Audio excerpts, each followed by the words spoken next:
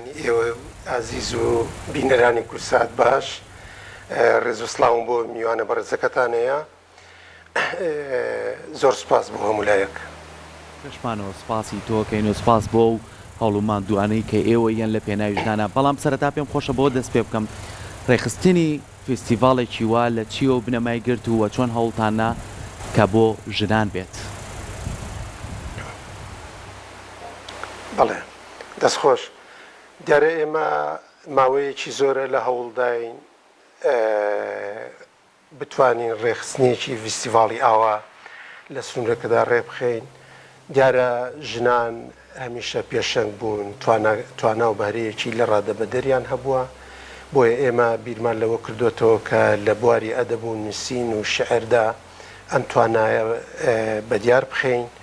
چیتر بەونی نەمێنێتەوە کە لە فستیڤاڵێکی ئاوادا بتوانین کۆیان بکەینەوە. خۆشبەختانە ئەمڕۆ کاتژمێر سەعات 4 بە ئامادەبوونی 17 خانمانی شاعیر لە تەواوی هەرێمی کوردستان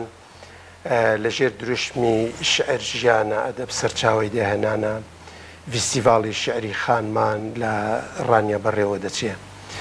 دیارە ئێمە بە حەقەت ئەنجامدانی ئەم جۆرە چالاکیانە بۆ ژنان بە پێویست دەزانین لەبەرەوەی توانایەکی لە ڕادەبەدەر لە خانمان لە ژناندا لە هەرێمی کوردستان هەیە بۆیە بە ئەرچی خۆمان زانیوە و کە چالاکێکی لەو جۆرەیان بۆ ڕێک بخەین بۆی بتوانین هەم کۆبوونەوەیەکی باشی تەواوی هەموو شاعیرانی خانمانە لەم سنوورەدا و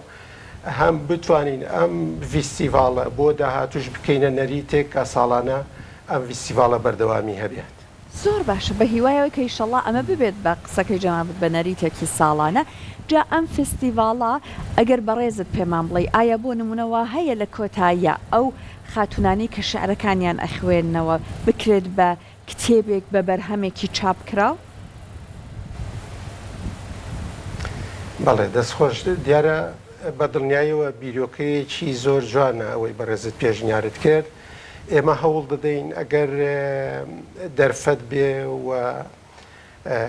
بتوانین ئەم فستیڤاڵە لە دەقێکی یان لە دووتوێی کتێبێکدا بتوانین هەموو ئەم شعرانە کۆ بکەینەوە بیرۆکەیەکی زۆر جوانە بۆ داهاتوو بتوانین بیکەینە کتێبێک و خزمەتی کتێبخانەی کوردی و خوێنەرانی کورد بکات. باشە کاکی وا پێمان بڵێ لەم فستیڤاڵەیە بەشداربووانی ژنان لە ڕانیە لە ناوچەکانی تر لە شارەکانی تر چۆ بەشداریان کردووە و بەشداریکردنەکە پێشتر هەڵسەنگاندن بۆ شعرەکانیان کراوە لیژنەی تایبەت هەبوو بۆ بوارە تاوەکو بتوانن کۆمەڵێک لەو ژنانە دیاری بکەن کە لەم فستیڤاڵەیە بەرهەمەکانیان پێشکەشکەن. بەڵێ دیارە ئێمە هەڵسەنگان بۆ دەقەکان ناکەین. گرنگ ئەوەیە ئەم شاعرە بەڕێزانەی خاتونانی کە بەشدارن ئەمە زۆر بۆ ئێمە گرنگە کە گەورەیان نێوان بوو ئەرک دەچێشن کە ئەمڕۆ لەگەڵمان بەشدارن فستیڤاڵەکە جوانتر و دەوڵەمەندتر دەکەن. ئەمە بۆ ئێمە زۆر گرنگ بوو و ئێمە لە ڕێگای خۆمانەوەکو بەڕێوەبەرایەتی ڕۆشنبیری و هونەری ڕاپەڕین ئێمە ڕێزنامە بۆ هەموو ئەو خاتونانە دەکەین کە ئەمە دەبێتە مێژوویەکی زۆر جوان لە بەرواری 24 و 25 مان کە بەشدار بوون لەو فستیڤاڵەدا و ئەمە دەرفەت دەبێ بۆ داهاتوو کە خانمانی تریش بێنە پێشەوە. دیارە بە هۆی قەیرانی دارایەوە ئێمە بریا بەتوانی بامان کە زۆرترین ڕێژەی خانمانی شاعیر لەو فستیڤاڵەدا بەشدار بێ بەڵام خۆشبەختانە لە ئەوانەی کە لەگەڵمان بەشدارن لە شارەکانی کەرکووک و سلێمانی و هەولێر و هەڵەبجە و قەڵازێ و کۆی و ڕانیا لەگەڵ حاجیاوە ئەم شاعیرانە بەڕێزانە لەگەڵمان بەشدارن. ئێمە سوپاسیان دەکەین و سوپاسی هەموو ئەوانە دەکەین کە هاوکار و پشتیوانمان بوون کە بۆ سەرخستنی ئەم فستیڤاڵە. زۆر باشە کاتە کاکیوە باسی ئەوەت کرد کە ئێوە تەنیاوانە خاتونەکانی شاعری دەڤەری ڕاپەڕین بێت لە بەشەکانی تر لە شارەکانی تری هەرێمی کوردستانیشە بەشداریان کردو بەڵام بەتایبەت بۆ ژنانی دەڤەری ڕاپەڕین وەکو بەڕێوەبەرایەتێکی خۆتان چی ئەکەن بۆی کە هەنگاوەکانیان چڕتر بکەن زیاتر لە بواری ئەدەبیاتە هەوڵ بن و ئیش بکەن و هەر بۆ نمونە لە بواری نووسینی شەعرە چالاکتر بن. بەڵێ دیارە لە سنوورەکەی ئێمە خۆشببختانە توانایەکی زۆر باشی ئەدەبی و ڕۆشنبیری هەیە. ئێمە سوودمان لەو توانایە نەبینی و بە دوای ئەو توانایەدا هەمیشە گەڕاوین و ئێمە توانیمانە لە وەکو بەڕێوەبەرایەتی گۆڤارێک دەربکەین گۆڤارێکی وەرزی ڕۆشنبیری گشتیە کە بەشێک لە ڕۆشنبیرانی سنووری بیتوێن و پشدەر لەم گۆڤارەدا هاوکار و هەماهنگ بوون. لە ناو ئەوانیشدا خانمان ڕۆڵی کاریگەریان هەیە کە هەم بە نووسین هەم هاوکارن بۆ دەرکردنی ئەم گۆڤارە. ئێمە سوپاسیان دەکەین و لە هەوڵدا دەبین بۆ داهاتوش ئەم خانمانەی کە لە بواری نووسین یان دەقیان هەیە یان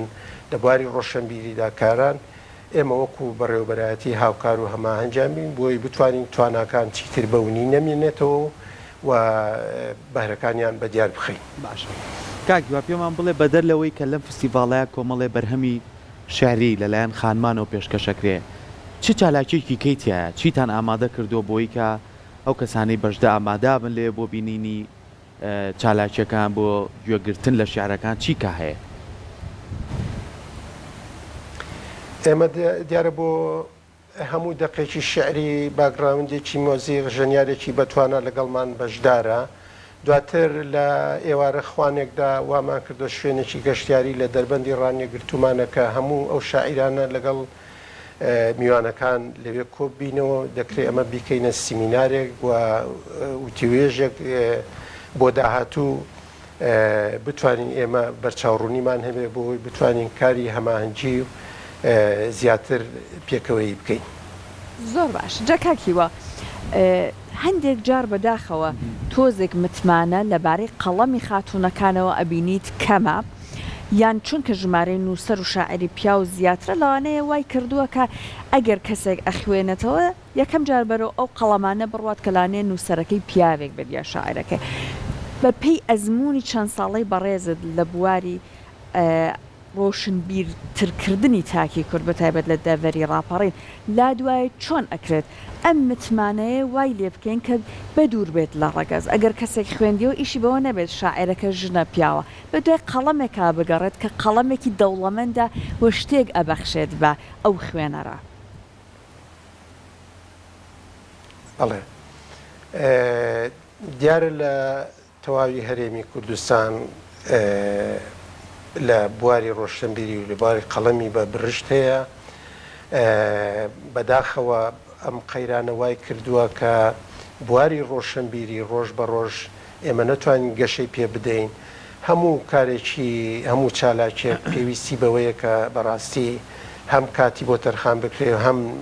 نەختینەی بۆ دابین بکرێ بۆی بتوانین چکە ئەوانەی هەموو ئەم ڕۆشنبیرانەی ئەم نووسەر و ڕووناکبیرانەی کە لە بوارەکەدا کار دەکەن یان هونەرمەندن ئەم قەیرانەوەی کردووە کە تەنها فریای ژیانەکەیان بکەون بەرهەمەکانیان نەتوانن بڵاو بکەنەوە یان چاپ بکەن. بۆیە ئێمە لە ڕێگای زۆر دەرگامانداوە کە بتوانین سپۆنسەر بۆ کار و چالاکیەکان پەیدا بکەین و خۆشببختانە توانیمانە ئامانجیش لەوەدا بەدەست بێنین لە ڕێگای دامەزراوەی ویم کە هەمیشە هاوکار و هەماهەنگ و پشتیوانمان بوون کە ئێستا بڕیاریان داوە چەند دوتوێ کتێبێک بۆمان چاپ بکەین بۆ نووسەران و ئەدیبانی سنوورەکە و بەڕێز نووسینگەی بەڕێز کاقوبات بە هەمان شێوە هاوکار و هەماهەنگمان بووە کە چەند کتێبێکمان بۆ چاپ بکە. ئەمە خۆشببختانە ئێمە ئێستا چەند بەرهەمێکیان بۆ چاپ کردوین و بە دڵنیاییەوە ئێمە لە ماوەی ڕابردوودا هەموو هەوڵ و کۆشش و توانایەکی خۆمان بەگەڕخستووە بۆی بتوانین باشترینی کە ئەوەی هێوە پێشکەشی ڕۆشنبیران و هونەرمەندان و ئەدیبان و ڕووناکبیرانی دەڤەرەکەمان و کوردستانی بکەین. دەستان خۆش بێت سپاس بۆ تۆ کاکیوا کامڕۆ بە شێوازێکی ڕاستەوخۆ لە ڕانی خۆشەویستۆ لەگەڵمانابووی هیواداری نەم فیسیڤالە دەرفەتێک بێ بۆی کە ژنان بتوانن توانە و بەهرەی خۆیان بخەنە ڕوو و دەستخۆشیش بۆ هەموو ئەو لایەنانەی کە هاوکاری ئێوەن کە بتوان دەستکراوە بن لەوەی کە ئەم چالاکیانە ئەم کار و پرۆژانەی ئێوە بەردەوامی هەبێ لەو دەڤەرە هیوادارین کە هەمیشە ئێوە ببینین لە شاشەکەی خۆمانەوە کار و چالاکیەکانی ئێوە بۆ بینەرەکانمان نمایش بکەین دووبارە سپاس بۆ تۆ کە بە شێوازێکی ڕاستەوخۆ لەگەڵماناوە.